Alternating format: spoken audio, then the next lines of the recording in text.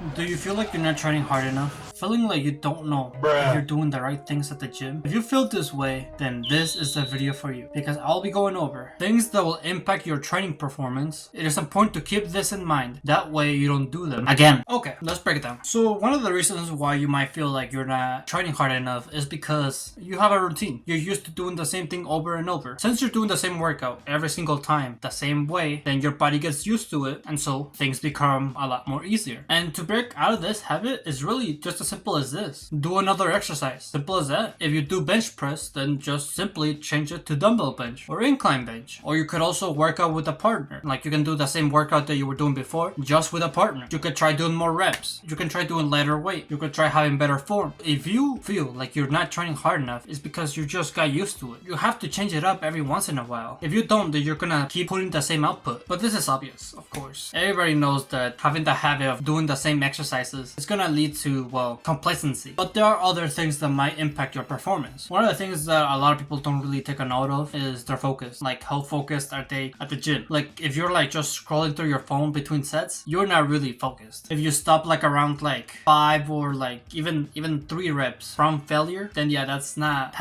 training hard enough. One of the things that I do agree with Sam Sulek about is the fact that you need to take every set till failure. Like, most people say to like, oh, you should only keep like 3 reps in reserve. And let's be honest, we don't know how many we got left. Whenever we train, we just gotta go like push as much as we can, and we don't usually know how many reps we got left. We just try to do the best that we can with what we have. The reason for this is because if you go till failure, that's probably gonna lead to soreness, and well, soreness is a good indicator that you trained hard enough. Like, most people are not overtraining anyways, so this notion that you shouldn't keep every single set till failure is like, I don't believe in that. Take every set till failure. Tell your body can't do anymore. Be safe about it though. Have a spotter on bench.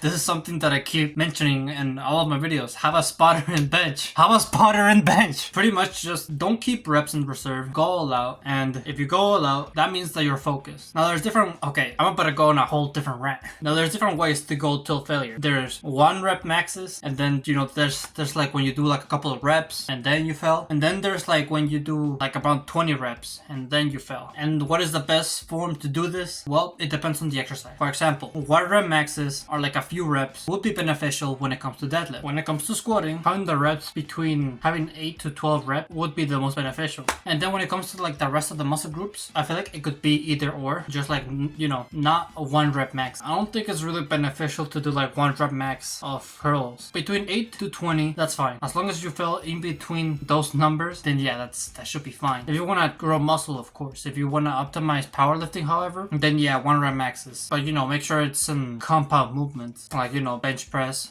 squatting, and deadlift. As long as it makes sense to do a 1 rep max, then do it. But once again, the most important thing that I want to emphasize is going till failure. And the point that I wanted to originally make was like, in order to reach failure, you have to be focused. You have to be insanely focused. You have to be aware of the fact that you're gonna go till failure. That's gonna hurt a lot. And that amount of, you know, knowing that it's gonna hurt, that requires like a lot of focus and willpower. In order to increase that, you have to pretty much follow the simple self-improvement stuff. And I don't really want to go over it too much. It's pretty obvious. But something that I do want to go over is something that's been like controversial about in the fitness industry, and that is dieting. There's so many ways to diet, and there's no one correct way. Like, literally just like the one that works for you is like the best one. But the reason why it's so controversial is because I would say it's like one of the biggest things, no, like maybe it is like the biggest thing that impacts your training, because it matters if you're fasted, it matters if you ate like a bunch of food before, it matters what you ate. Like, if you had just like a bunch of meat, like if you're doing like the keto diet, you're probably gonna have a different type of performance if someone who eats carbs. And the thing that I want to teach you is pretty much, let's start with fasting. How does fasting affect your workout? First of all, not enough energy. You're probably gonna feel tired and sleepy really fast. When I did it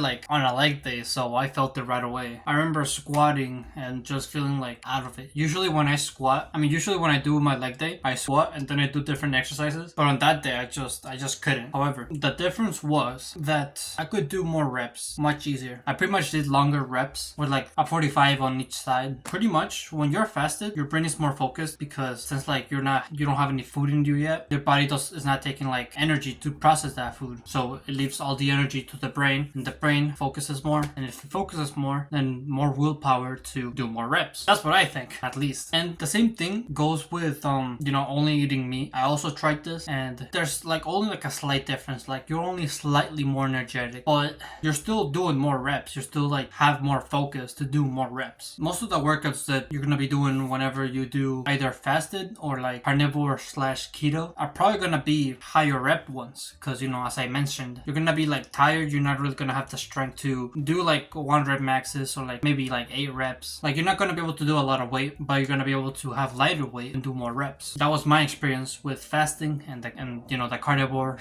keto diet. And well, of course, if you eat carbs, then yeah, you're gonna be much more energetic, meaning more weight, lift more weight. And ideally you want to do this after you have had like a couple of meals. Usually what I like to do is have breakfast and lunch and then work out, then eat at dinner. The reason for this is because it gives my body enough time to digest the food and use that food for energy for the workout. So that's dieting. I do have 2 main points that I also want to point out, but there's not really as critical. There's the fact that you might be training incorrectly. Like that might be another reason why you feel like you're not training hard enough. And this, I don't really want to touch too much on it because it has such a simple fix. Literally just Google the exercise that you want to confirm that you're doing it correct. Just Google it, see if you're doing it correctly, and if not, then start doing it correct. It's as simple as that. And then the last point that I wanted to mention was like you're not training hard enough because you don't have enough motivation. And when it comes to this, the only advice that I could give you is like, how could you not be motivated to go to the gym? Literally everybody thinks it's so fun nowadays. Like weightlifting is the easy part. The hard part is dieting. That's why like I made such a big deal out of it. I feel like this is only an issue for the older generation. I feel like for them, they don't really have like the validation to improve their body and look good. They don't really have, they just had the gym there, and like there was no social media, no internet people could like come over to them and validate their effort. It wasn't really necessary.